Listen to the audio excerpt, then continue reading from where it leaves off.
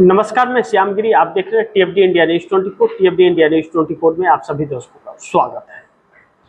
India गठबंधन की तैयारी देखकर मोदी शाह की बढ़ गई मुश्किलें। इंडिया गठबंधन जिस प्लानिंग से इस वक्त काम कर रहा है और राहुल गांधी जो सड़कों पर उतर रहे हैं, पहला बड़ी महत्वपूर्ण बिंदु यह है कि वह लखनऊ में भी करेंगे, इलाहाबाद में करेंगे, कोटा राजस्थान में करेंगे, बिहार पटना में करेंगे। और बिहार पटना में 11 जुलाई को है और नीतीश कुमार कार्यकारिणी की बैठक बुलाए हैं। लेकिन बैठक बड़ी महत्वपूर्ण नीतीश कुमार की इसलिए है कि नीतीश कुमार ने बैठक में एमएलसी, विधायक और सांसद सबको बुलाया है। 85 विधायक और 12 सांसद उसमें शामिल होंगे और जितने एमएलसी है वह भी शामिल होंगे। अब इन सभी चीजों के मद्देनजर नीतीश कुमार लालू प्रसाद यादव से मिलने गए थे। वह भी बातें मुख्य रहने वाली है कि सिर्फ जन्मदिन की बधाई देने गए थे या कुछ और भी, इस नजरिए से भी देखा जा रहा है। और दो बयान इस बैठक से जोड़े जा रहे हैं, ललन सिंह और संजय झा का। कि जो ललन सिंह ने कहा था कि भारतीय जनता पार्टी गलतफहमी में ना रहे, हमारे समर्थन से ही पटना से लेकर दिल्ली तक सरकार चल रही है, पहली धमकी। दूसरा संजय झा का यह क्लियर करना अपने इंडियन एक्सप्रेस के लेख में कि नीतीश कुमार इंडिया गठबंधन से कांग्रेस की वजह से नहीं निकले थे, कांग्रेस तो हमारे रिश्ते बहुत अच्छे हैं। और राहुल गांधी का इंडिया गठबंधन की बैठक में जिक्र करना कि नीतीश हमारे वजह से या कांग्रेस की वजह से नहीं गए थे। यह 4-5 चीजें जो हैं वह नीतीश को कांग्रेस की तरफ झुका रही है और कांग्रेस को नीतीश की तरफ झुका रही है। अब इस बैठक में एक और भी चीज का जिक्र होने वाला है जो उपेंद्र कुशवाहा ने कहा था कि जिस दिन नीतीश एनडीए से जाएंगे हम भी उसी दिन चले जाएंगे। यह उपेंद्र कुशवाहा का बयान कई बार आ चुका है। अब बैठक जो हो रही है, यह बैठक किस दिशा में होगी, बैठक के अंदर की सूचनाएं क्या होंगी, लेकिन इस बैठक में एक बात तो तय है कि जेडीयू उत्तर प्रदेश में चुनाव लड़ेगी और भारतीय जनता पार्टी को सीटें भी देनी पड़ेगी। नहीं दी तो गठबंधन तोड़ के लड़ेगी, लड़ेगी जरूर, कंप्रोमाइज नहीं करेगी भाजपा से। और दूसरा, 2030 में नीतीश कुमार का टारगेट जेडीयू बिहार में 200 सीटें लेकर के आएगी, यानी कि नीतीश कुमार पूरे 243 सीटों पे चुनाव लड़ने वाले हैं या फिर एनडीए गठबंधन छोड़ने वाले हैं, साफ दर्शा रहा है। अब इंडिया गठबंधन ने, जैसा मैंने कहा कि मोदी शाह की मुश्किलें बढ़ा दी हैं।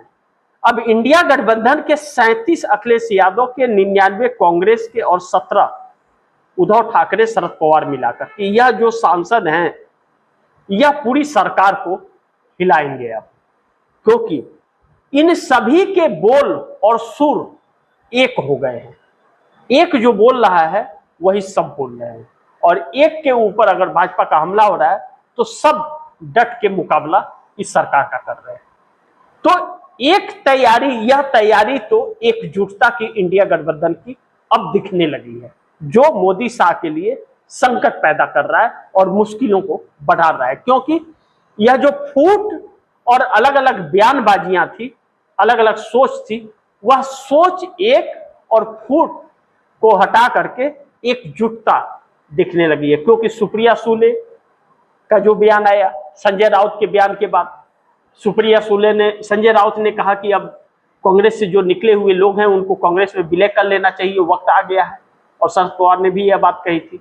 सुप्रिया सुले ने कहा कि संजय राउत हमारे बड़े भाई जैसे हैं, उनकी बातों सर सलाखों पर हम लोग गौर कर रहे हैं। यानी कि मुहर उनके बातों पर लगा दी और यह दिखा दिया कि हम विचार भी कर रहे हैं, जो भी हो अंदर खाने। लेकिन मीडिया के सामने एकजुटता दिखाई। अखिलेश यादव राहुल गांधी की राह पर चल रहे हैं कि 2027 का चुनाव हारे तो फिर उसके बाद चुनाव नहीं होंगे, और राहुल गांधी अब सड़कों पर 11 जुलाई को पटना में रहने वाले। अब ऐसे में नीतीश नायडू के 12 और 18 30 सांसद बड़ी चुनौती बनेंगे मोदी सरकार के लिए।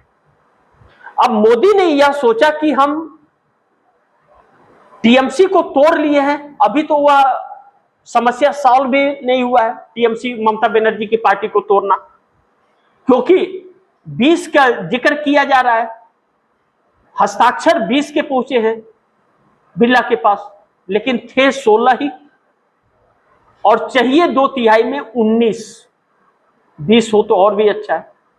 और दूसरी चीज, पार्टी ने एनसीपीआई में शामिल कर लिया है जो रजिस्टर्ड नहीं है, यह समस्या है।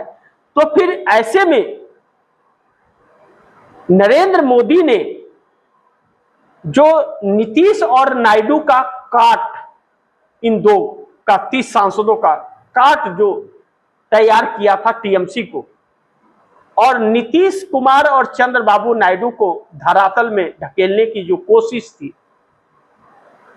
यह कोशिश नाकामयाबी में तब बदल रही है जब उन 20 पर सहजता जाने का तलवार लटक रहा है और नीतीश कुमार कार्यकारिणी की बैठक कर रहे हैं, उपेंद्र कुशवाहा एनडीए गठबंधन छोड़ने की धमकी दे रहे हैं, उत्तर प्रदेश में सीट बंटवारे को लेकर के चिराग पासवान, जीतन राम मांझी, उपेंद्र कुशवाहा, नीतीश कुमार प्रेशर और दबाव भाजपा पर डाल रहे हैं, और चंद्रबाबू नायडू अपने वजूद की चिंता में डूबे हुए हैं।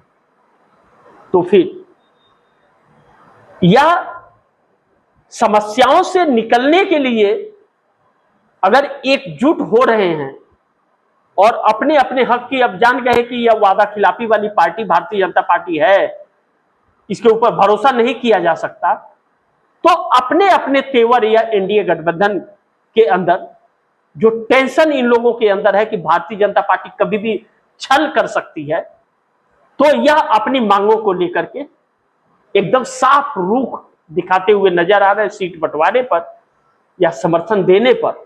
और चंद्रबाबू नायडू इस बात पर विचार कर रहे हैं कि यह पार्टी अब भरोसे लायक यह गठबंधन नहीं रह गया, ये सरकार के मकसद इस लोकतंत्र पर कब्जे का है, और लोकतंत्र पर कब्जा हो गया तो उस शिकंजे से चंद्रबाबू नायडू भी नहीं बच पाएंगे। तो फिर 2018 का फार्मूला निभाओ और छोड़ो साथ, इनको रहने दो, अपना जो करना है करते रहे। तो ऐसे में उत्तर प्रदेश चुनाव से मोदी वैसे ही, मोदी और शाह की मुश्किलें बढ़ी है, क्योंकि अब आप दर्शक सोचिए, ओम प्रकाश राजभर, संजय निषाद, जयंत चौधरी, अनुप्रिया पटेल, नीतीश कुमार, चिराग पासवान, जीतन राम मांझी, उपेंद्र कुशवाहा और भी छोटे छोटे दल हैं, यानी कि तकरीबन 10 दल हैं और 10 सीट भरपूर मांग रहे हैं, क्योंकि जयंत चौधरी, अनुप्रिया पटेल, ओम प्रकाश राजभर, संजय निषाद, यह मेन जो है, यह तो वही की उत्तर प्रदेश की पार्टी है 5, तो इनको भरपूर चाहिए। अब चिराग पासवान बिहार से आ रहे हैं लड़ने के लिए, तो चिराग पासवान को भी चाहिए।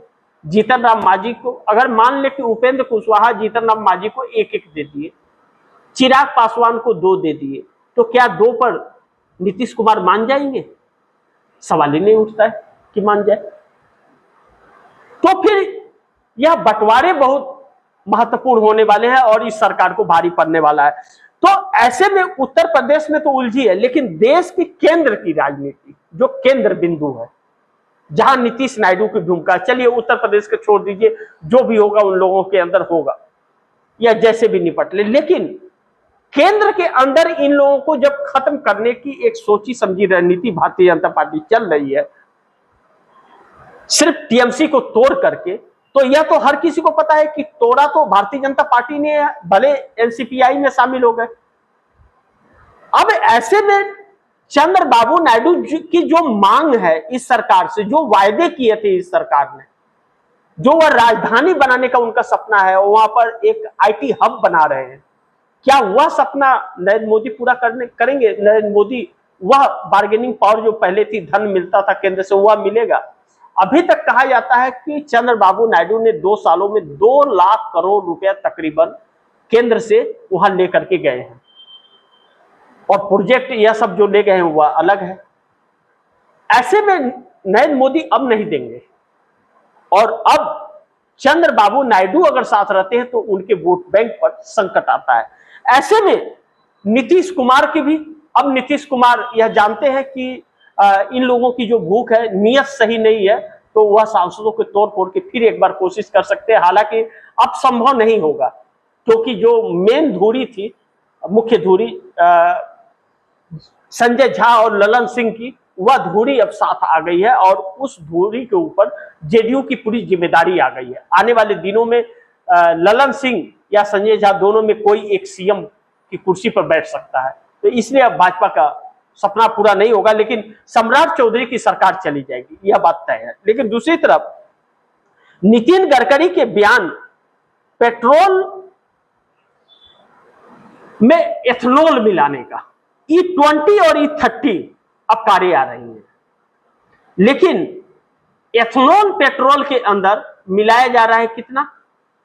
40%, 50%, 60% तक, और गाड़ियां सीज होने लगी हैं, पुरानी गाड़ियां।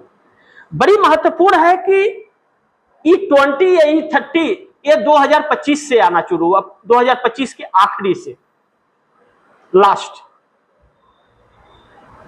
और एथेनॉल पेट्रोल गाड़ी आई नहीं कि पेट्रोल में एथेनॉल मिला के आने लगा। एथेनॉल की कंपनी नितिन गडकरी की है। नितिन गडकरी के बेटे जो हैं इसकी कंपनी लगाए हुए हैं, काम करते हैं। या 2024-25 में 18 करोड़ का काम इन लोगों ने किया था, बेनिफिट कंपनी को थी, और 25-26 में इनकी आमदनी बढ़ करके 500 करोड़ की हो गई। 500 करोड़ की आमदनी बढ़ के हो गई। तो एथेनॉल मिलाने से फायदा इन्हें हो रहा है। तो एथेनॉल मिलाने की इजाजत कौन दे रहा होगा? हरदीप सिंह पुरी, पेट्रोलियम मंत्री। और गाड़ी बनाने का परमिशन कितने दिया? नितिन गडकरी ने कंपनियों को कि अब E20 और E30 गाड़ी बनाइए। तो E20, E30 यानी कि पेट्रोल जो होगा 30% एथेनॉल और 70% पेट्रोल मिलावट होगा। नितिन गडकरी अब कह रहे हैं कि अब पेट्रोल की जरूरत ही नहीं है, एथेनॉल की गाड़ी बनाओ। तो सवाल यह है कि अब जो पुरानी बाइकें हैं या गाड़ियां हैं जो 25 से पहले की, उन गाड़ियों के इंजन सीज होने लगे हैं, गाड़ियां रुक जा रही हैं, उनका इंजन जाम हो जा रहा है, फिल्टर जाम हो जा रहा है। तो फिर उन सभी गाड़ियों का जो समस्या है वह कैसे समाधान होगा? वह कैसे चलेंगी सड़कों पर जो पुरानी गाड़ियां पड़ी हुई हैं? या 24 और 25 के शुरू में जो खरीदा गाड़ी, उन गाड़ियों का क्या होगा? उसका कौन हिसाब करेगा? सरकार तो गाड़ी लेने के पहले टैक्स ले लेती है। तो अब लोग, जनता सड़क पर उतरना शुरू कर दिए हैं। अब ऐसे में यह सरकार ने यह जो के लिए यह संकट पैदा हो गया है, नितिन गडकरी का यह फैसला। और दूसरी तरफ एनडीए के 53 सांसद को मोदी एक नहीं कर पाएंगे, कई सांसद टूट जाएंगे। अब जिस तरह से टीएमसी के सांसदों को तोड़ करके चोर दरवाजे से भारतीय जनता पार्टी ले आई है, अब नीतीश नायडू के 30 सांसद जब असमंजस में है, एकनाथ शिंदे को तोड़ने की कोशिश कर रहे हैं, बात यहां तक आई कि चंद्रबाबू नायडू को भी तोड़ेंगे। तो यह जो समस्याएं हैं एनडीए गठबंधन के अंदर, जो 53 सांसद हैं, इन 53 सांसदों में टूटने वाली की संख्या बहुत ज्यादा आने वाले वक्त में हो सकती है। नीतीश कुमार की सिंपैथी जा रही कांग्रेस, 12 सांसद हैं। चंद्रबाबू नायडू असमंजस और मुश्किलों में घिर रहे हैं, 18 सांसद है, 30 सांसद। एकनाथ शिंदे को आप तोड़ने की कोशिश कर रहे हो, अगर बच गए तो वह आपके साथ रहेंगे नहीं, भाग जाएंगे, पार्टी में बगावत हो रही है, तो 737 हो जाएंगे। जयंत चौधरी, अनुप्रिया पटेल, उत्तर प्रदेश को लेकर के मामला फंस सकता है, यह 3 आपसे गायब, 40 गायब हो जाएंगे। आपको देवी गौड़ा को आप पूरी तरह से खत्म करना चाहते हो, कभी भी वह भी पलट जाए, 42 हो जाते हैं। तो आप 20 ला करके 42 खो रहे हो। यानी कि यह कह सकते हैं आप कि 20 के चक्कर में 37 तो कंफर्म आप हो रहे हो, इसमें कोई शक नहीं है। और यह टेंशन जो बढ़ा है इंडिया गठबंधन का, नीतीश नायडू का सूर भी बदला है। लेकिन इसके साथ साथ इंडिया गठबंधन की तैयारी ने मोदी शाह के मुश्किल को बढ़ा दिया है और एनडीए में कहीं टूट ना हो जाए, इस बात की आशंका तो लगातार छाई हुई है। और यह संभव दिख रहा है, अब ज्यादा नहीं, ये जब इंडिया गठबंधन तैयारी करके और उतर रहा है सड़क पर, तो इस सरकार का जाना भी तय माना जा रहा है, इस बात से इनकार नहीं किया जा सकता। बाकी आप दर्शकों की क्या राय है, क्या सुझाव है, कमेंट बॉक्स में जरूर दीजिएगा। इस खबर को ज्यादा से ज्यादा शेयर कीजिएगा, अपने दोस्तों को भी कहिएगा आगे शेयर करें। और आपने टीएफडी इंडिया न्यूज 24 को सब्सक्राइब नहीं किया, सब्सक्राइब कर लीजिए, अपने दोस्तों को भी कहिएगा सब्सक्राइब करें। मिलते हैं अगली खबर के साथ, तब तक के लिए नमस्कार।